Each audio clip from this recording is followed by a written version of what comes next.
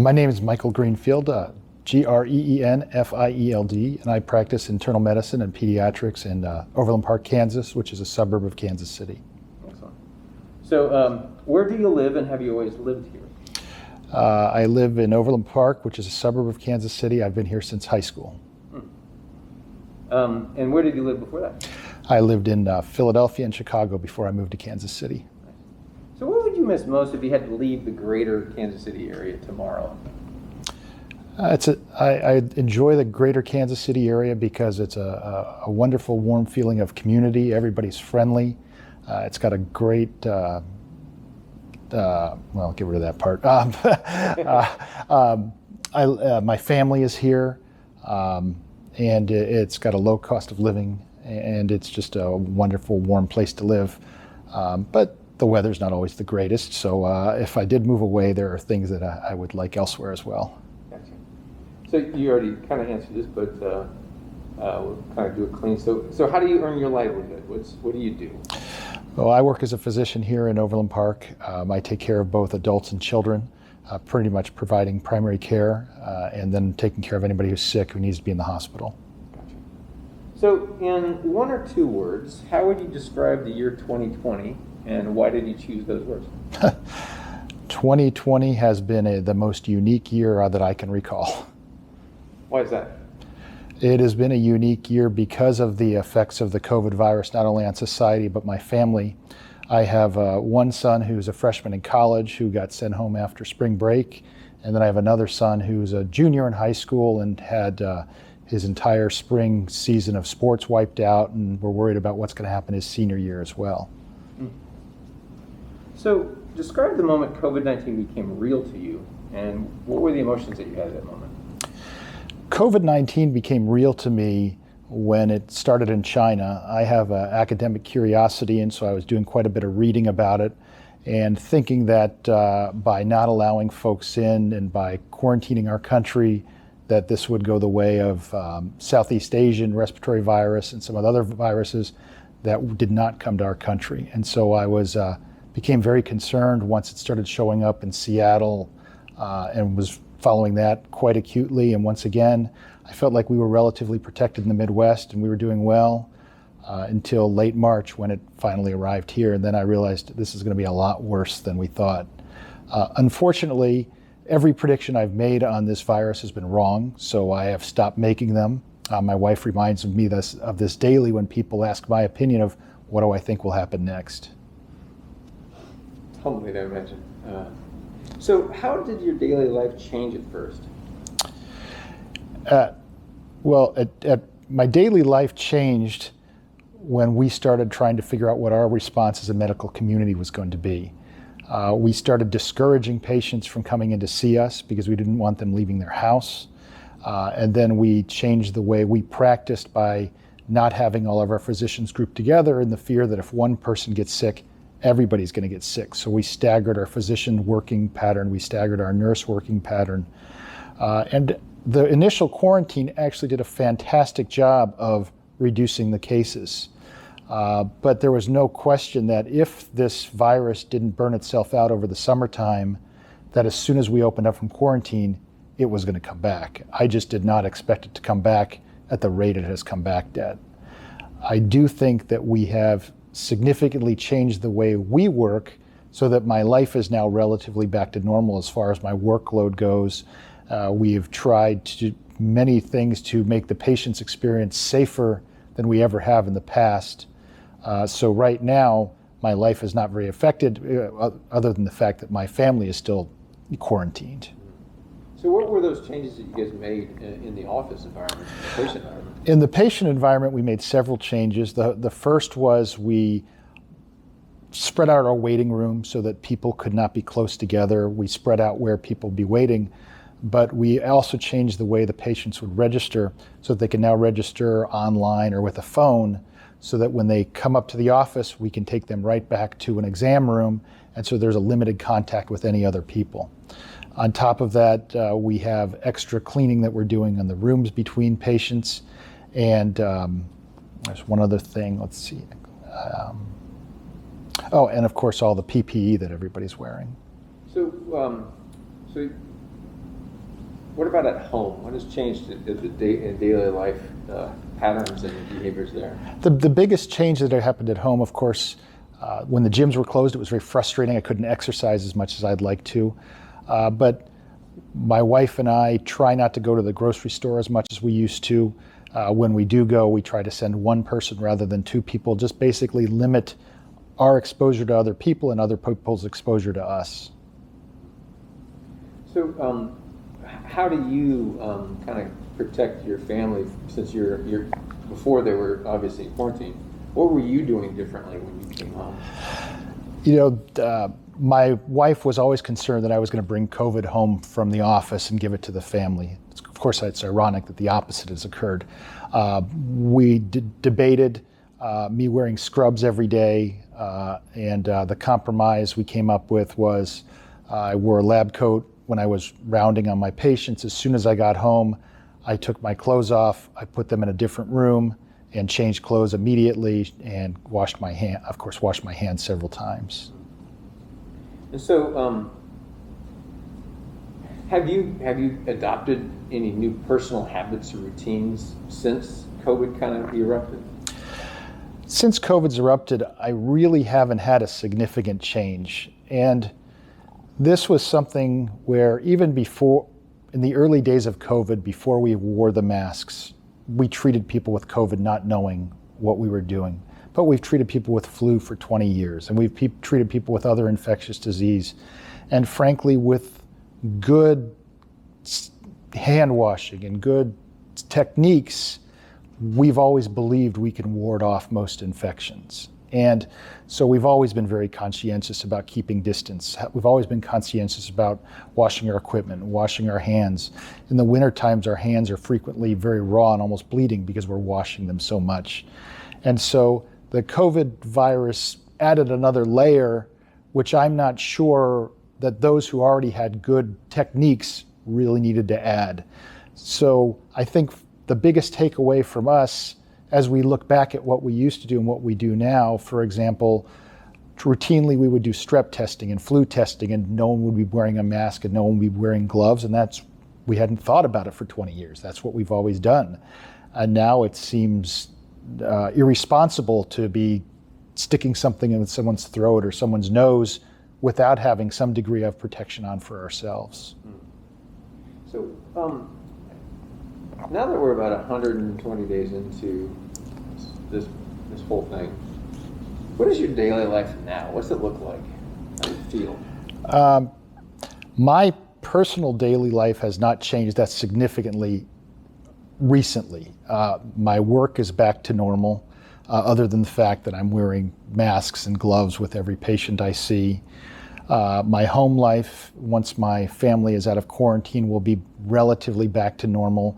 The bigger concern is just socially of what is going on. Will my children go back to school? What will their experience at school be? What's going to happen with sports, both at the high school level, the Little League level, and the professional level? Because with two boys, that's something that our lives have always revolved around, and it's something that we miss greatly. So, what's been the biggest challenge for you then throughout this pandemic? The biggest challenge for me throughout this pandemic has been keeping my parents healthy. They have really been quarantined, and they have not been to the grocery store in 4 months. They will barely go to work. They don't leave the house, and trying to keep them from becoming exposed to stuff and limiting the exposure of my parents to their grandchildren. I think that has been the biggest challenge for me. What's that like on an emotional level then? I mean, you've got your parents that you can't really, you got to get bubble them, you got your kids and your wife are quarantined. What's it feel like? When my family's quarantined and I'm in my room alone, you feel very alone. With my parents, when we were in the initial quarantine, before we really knew what was going on, we would frequently stop by their driveway and see them and wave at them. And fortunately, my boys are old enough where they don't need their hug from their grandma or grandpa at this point in time. I feel bad for my nieces who weren't getting that contact with them because they're younger. As the quarantine lifted, we did allow some exposure between my children and their children and the grandparents. But as things have begun worsening again, I don't think that's necessarily the best thing for them. And it's hard for them. But they also know, and we know, that it's a limited time. Far more than concern for me or even my family, I feel terribly for all the folks in assisted living who, the reason you put seniors in assisted living is for the social aspects, so that they can be with other people. And we've stripped that of these people. And they're in their own room or their own apartment by themselves, day in, day out for the last 3 months.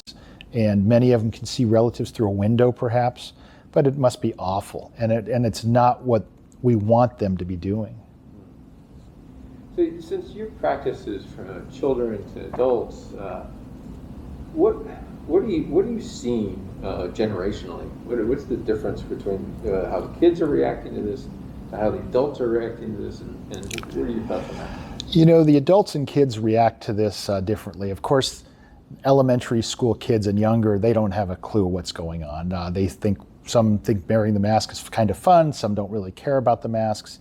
The teenagers, most teenagers feel invincible, and they do too. And so that's why it's spreading so rapidly among the teenagers, because they're still seeing friends and they're spending time with friends, and teenagers need that. And then the middle-aged adults, they, for the most part, seem to be taking things rather seriously. I mean, they're being careful, they're working at home. I get a biased population out here. These are people who are coming to see their doctor because they want to be healthy. So they're wearing masks and they're doing what they need to do. In fact, some patients are reluctant to come and see us because they're afraid that we're going to get them sick. And then the elderly, for the most part, they're quite afraid of getting ill as well. And so for them, I saw a patient today. This was her only trip out in the last 4 months, was coming to see me. And that is sad that we have to do that to these people right now. So how does this whole COVID pandemic compare to any other big challenge that you faced before? This COVID pandemic has been interesting in that it's unlike anything we faced before. When it first came out, I was likening it to the H1N1 flu of 2009, because I remember seeing young, sick people my own age on ventilators and dying, thinking, why are they there and I'm not there? And then as this COVID was coming through, it was hitting the old people at such a high rate, but really not affecting the younger people my age and not affecting the children at all. And that didn't surprise me, it didn't shock me, and I thought we would move through that. But clearly the virus is still exploding, and now that we're in the exponential phase, I can't make any predictions anymore. I don't know how it's going to end. I don't know when it's going to end. So, curious, since you have an interesting perspective around the financial system of healthcare, how do you think COVID is going to impact the financial security of healthcare? I think COVID is going to affect not only the financial security of healthcare, I think it's going to be worldwide. I think universities are going to have problems. Parents aren't going to want to send their kids back. I think the healthcare system will respond to it as long as the insurance companies keep paying the bills. For 3 months, all the healthcare systems basically shut down in preparation for COVID, and now that they've opened back up again, they're as busy as they were before. So what would you say to the folks that are saying, well, we just need to expose ourselves, get herd immunity, and even those folks who are just fighting the masks? How do you talk to them? I agree that the concept of herd immunity is what's going to eventually take care of this disease. We had this debate in my home when my youngest son was sick and my older son, who was going to go back to college, wasn't sick. And my wife was thinking, why don't we just expose him and get it over with? And the problem is you never know who's going to be the 1 in 1,000 or the 1 in 10,000 who's going to be very sick. And if you can prevent that by wearing a mask, I think it's worthwhile. It just seems like common courtesy to protect your neighbor by wearing a mask. I'm shocked by the people who vehemently won't wear masks. I saw a patient yesterday who was working at Target, and she told me that once a day someone yells at her for wearing a mask, saying that she's bowing down to the government. And I'm just appalled by the selfishness of these people and the ignorance. I mean, we know that masks helps. There's no question about that. Now, whether you want to make a political statement or not, wearing a mask helps. I mean, the Asians have been doing this for years when they get these infections, and the SARS outbreak several years ago. Wearing a mask has been proven to reduce the spread. Is it the answer? No, but it would certainly slow things down considerably.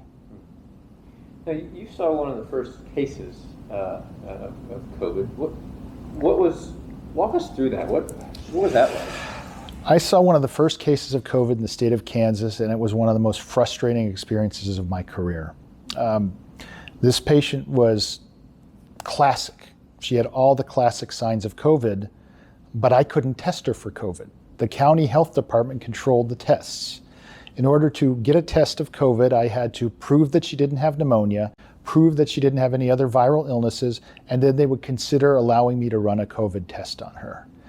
And I don't believe a physician should need permission to order a test. And then once we had the test back, it confirmed she had COVID. At least then we knew what we were dealing with and we could quarantine her appropriately. So, for those folks who have only kind of hear the word COVID, you mentioned there are some that get really, really sick.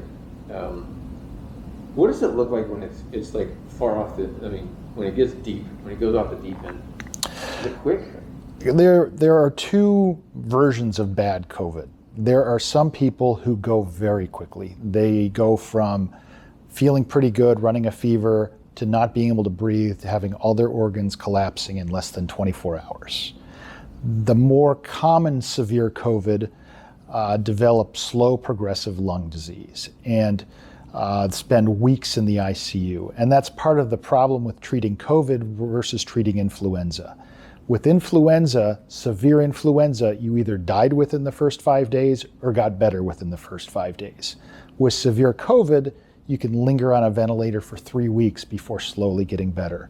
The patient that I was mentioning, which is the first one I saw, the first day I saw her, her chest x-ray was clear and she was just running fevers and having terrible symptoms. 10 days later, we had to put her in the hospital and her x-ray looked awful. She was in the hospital for 3 weeks. She could barely breathe. And her x-ray looked horrible the whole time. She finally started feeling better. Her oxygenation improved. We were able to get her out of the hospital. A month after that, we just shot another chest x-ray. It still looks terrible. Fortunately, she feels better. Now, I don't know if she's going to have chronic lung disease. Based on her chest x-ray, we would think she will. But fortunately, she's not feeling it right now. So, what do you think the long-term effects for folks who get COVID? Do we have any clue? I would imagine that the long-term effects of COVID are going to be relatively mild. I think this will hopefully be a footnote in history. The number of people that I think will survive with severe lung disease compared to the number of people that get COVID, I think will be very small. I think most people who are going to get COVID are not going to be very sick. Many will be asymptomatic, as has been discussed. It's just going to be, there's going to be a very small percentage who are going to be scarred for life. So, as you think about the next 2 years from now, how do you think your daily life's going to feel like 2 years from now? I would imagine that 2 years from now, things are going to be back to normal. As I've mentioned, every prediction I've made has been wrong. But my current prediction is right now we are clearly in the exponential phase of COVID growth. I think as kids go back to school, the kids are going to give it to each other and they'll get sick and they'll get over it. But that will really help to promote the herd immunity. As I tease at home right now, I have my own private herd immunity with my kids and my wife. So any place we go, they'll just surround me and I'll be at low risk. So in the challenges you see within your work, your practice, within the Overland Park community, what excites you about solving them? The single biggest thing that excites me about solving COVID is normalcy. I would love for things to get back to normal. I would love to be able to go to the grocery store. I'd love to be able to go to a restaurant. I'd love to be able to go to the gym and not worry about things. I'd love for my kids to go back to school. There's so many things that we have taken for granted that we miss tremendously. So Memorial Day weekend, we had this whole eruption of the racial injustice question, and been asking everybody kind of what was your reaction to the George Floyd incident, and then how would you describe what the Overland Park, Kansas reaction to this whole conversation that's emerged around racial injustice? My reaction to the George Floyd incidents was probably like everybody else's, disgusted and horrified. Once again, it just shines light on the fact that there's inequality in our system, and there aren't easy answers to it. I think that what's been unique about this time around versus Rodney King or versus any other racial divide in this country, I really think there's been more change from the white people involved. I've been discussing it more openly with my African American patients and getting their experiences where I never would have done that before. And they're sharing them with me. And when I asked my last person who was he was an elderly African American gentleman who was obviously alive in the 60s with those race riots. And I asked him to compare the two, and he told me the biggest difference is that this time it's white folks out there and not just the African Americans. And he says, I think that will make a difference. In Overland Park, they had a few rallies. I, as a physician, was horrified watching these rallies when we're trying to keep everybody apart. Here we are putting everybody together. And I have no idea how much this has unfortunately worsened our COVID treatments right now. So if you think about the next 5 years from now, what one or two words would you use to describe how you feel about what you think 5 years is going to look like from now? On a personal level, not necessarily COVID, just what do you think life will be like 5 years in one or two words? I believe life 5 years from now will be back to normal. And why do you think that? What's the? I think that this COVID infection will be a once in a generation thing, hopefully. I think that the injustices in our society cannot be solved in 5 years. I think it will continue to take generations to fix that problem. And I think that our choices in political leadership right now are not equipped to make significant change. So I've asked you a lot of questions. Is there a question that I haven't asked or a topic that I should have surfaced that you would love me to do, like that we can cover? This is your opportunity to fill the air. My biggest problem with the handling of COVID is that I think it is not being done by people who know what's going on. I think decision makers are basing their decisions on feelings or political agenda or non-factual information. And I spend my day, whether talking to my family, my patients, trying to correct them. One of my earliest frustrations when talking about the patient I couldn't get the COVID test was that same day the vice president had said there's 3 million tests available anywhere in the country, and I can't get a test on a patient that has it. There's a complete disconnect between what people think is going on and what is really going on. And that continues that the people still making the decisions are not the people on the ground, and they're not the people who are dealing with this on a daily basis. So this is a video we put up on YouTube, and it'll be on the internet also. So we don't know when someone's going to watch it. We don't know where they're going to watch it. It might be years from now. It might be weeks from now. It might be local. It might be around the world. It's kind of like a time capsule. Sure. Right? So you have a chance to put a message, because somebody's watching this video right now and listening to you. What's the message you would want to give to them in any context? Just what message would you want to give that person who's watching this video? Message about what? Whatever of this moment. Well, this is an interesting moment in history, this COVID moment. And while I don't have any solutions, I have seen people helping each other. I've seen people hurting each other. And I don't have a solution for the moment. What I have been saying about this moment more than anything else is I want to take a historian's view on this moment, and I would like to read about this moment in 5 or 10 years and see what did we do right and what did we do wrong and what did we learn from this moment.